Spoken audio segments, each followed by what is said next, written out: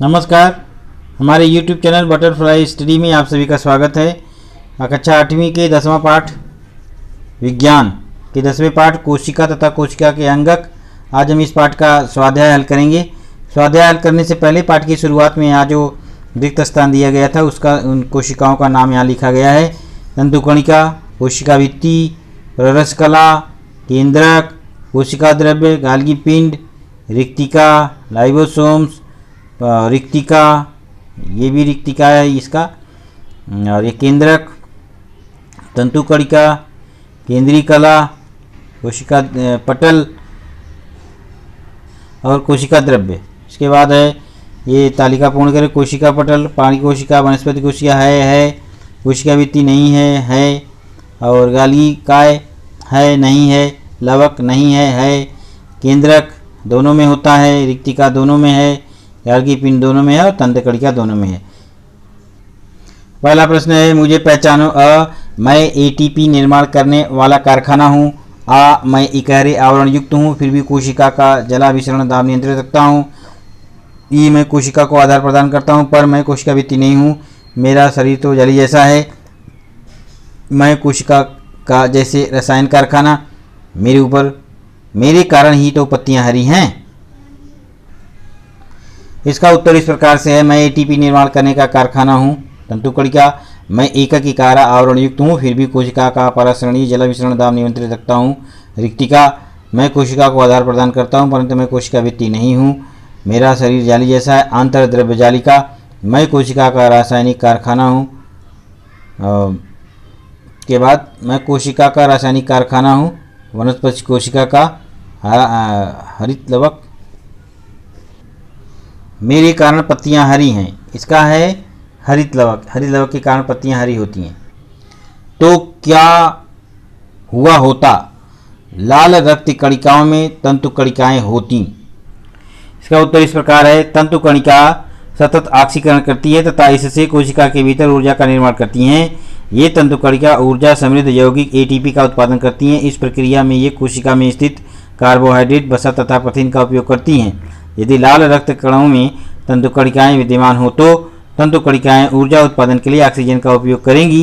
इससे लाल रक्त कण शरीर के विभिन्न कोशिकाओं तक ऑक्सीजन की पूर्ति नहीं कर पाएंगे। इस कारण शरीर की सभी कोशिकाएं ऑक्सीजन नहीं प्राप्त कर पाएंगी।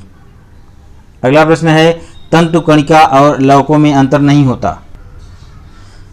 तंतुकणिकाएं प्रकीर्णों की सहायता से कार्बोहाइड्रेट, वसा इत्यादि का ऑक्सीकरण करती हैं। लवक सौर ऊर्जा तथा प्राणायाम की सहायता से कार्बोहाइड्रेट्स का संश्लेषण करते हैं। दोनों ही कोशिका अंगों के पास उनके कार्य के अनुसार भिन्न भिन्न प्रकीर्ण होते हैं।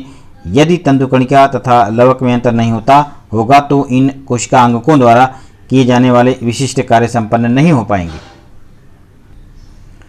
गुणसूत्रों पर जनुक नहीं होते।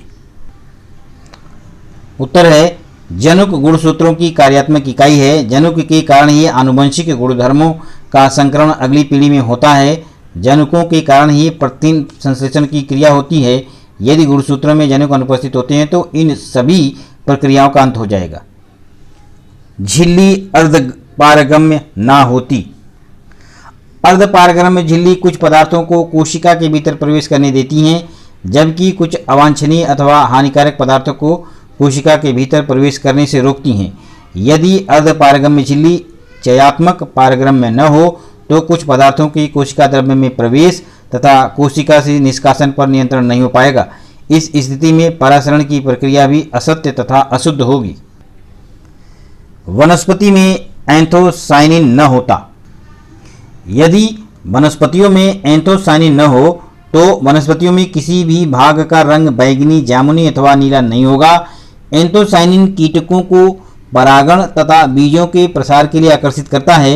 एंथोसाइनिन की कमी के कारण ये सभी प्रक्रियाएं प्रभावित होती हैं।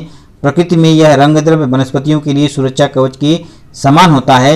एंथोसाइनिन की अनुपस्थिति के कारण वनस्पतियों को सुरक्षा नहीं मिल पाएगी। हम में अलग कौन है, कारण बताओ। केंद्र की तंतुकणिका, लवक, आंतरद्रव्य जालिका, दूसरा डीएनओ, राइबोसोम्स और हरित लवक। आइए इसका उत्तर देखते हैं।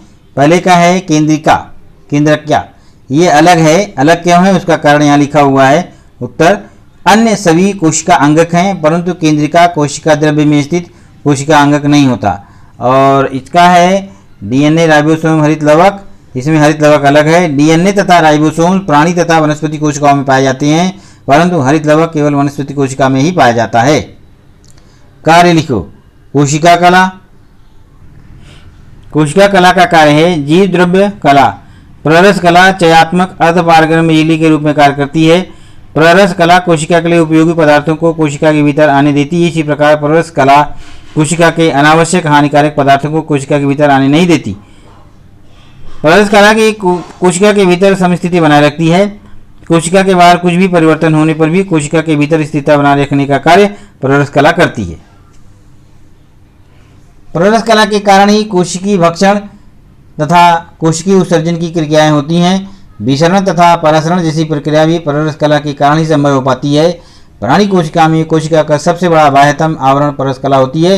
इस प्रकार प्ररस कला प्राणी कोशिका की सुरक्षा का कार्य करती है। कोशिका द्रव्य। इसका कार्य है कोशिका द्रव्य के सभी अंग कोशिका द्रव्य में फैले हुए होते हैं। कोशिका द्रव्य कई कोशिकीय रासायनिक अभिक्रियाओं के लिए माध्यम का कार्य करती है। कोशिका द्रव्य कोशिका अंगकों के अतिरिक्त कोशिका द्रव्य का घटक है। कोशिका द्रव्य में कई आवश्यक पदार्थ जैसे अमीनो अम्ल, ग्लूकोज तथा जीवन सत्व इत्यादि का संग्रहित होते हैं। कोशिका द्रव्य कोशिकीय गतिविधियों के लिए भी मदद करती है। लयकायिका। लयकायिका का कार्य है कि लयकायिका कोशिका पर आक्रमण करने वाले जीवाणु तथा विषाणुओं को नष्ट करती है। इस प्रकार लयकायिका रोग प्रतिकारक क्षमता बनाए रखने में सहायता प्रदान करती है। लयकायिका विध्वंसक दस्ते के रूप में कार्य करती है। ये जीर्ण तथा कमजोर कोशिक अंगकों कार्बनिक मलबे को नष्ट करके कोशिका के बाहर निकाल देती है। इस प्रक्रिया को आत्मलयन कहते हैं। आत्मलयन का अर्थ स्वयं का विनाश करना होता है। जब कोई कोशिका जीर्ण अथवा क्षतिग्रस्त हो जाती है तो लयकायिका फट जाती है। तत्पश्चात इसमें स्थित पाचक रस प्रकीर्ण स्वयं की कोशिका का पाचन कर लेते हैं। इसीलिए लयकायिका को आत्मघाती थैली भी कहते हैं। लयकायिका भूखमरी के समय कोशिका में संग्रहित प्रथिन तथा वसा का पाचन करती हैं। रिक्तिका दिखते हैं। रिक्तिका कोशिका के परासरणी दाब को बनाए रखती है। कोशिका के परासरणी दाब को नियंत्रित रखती है।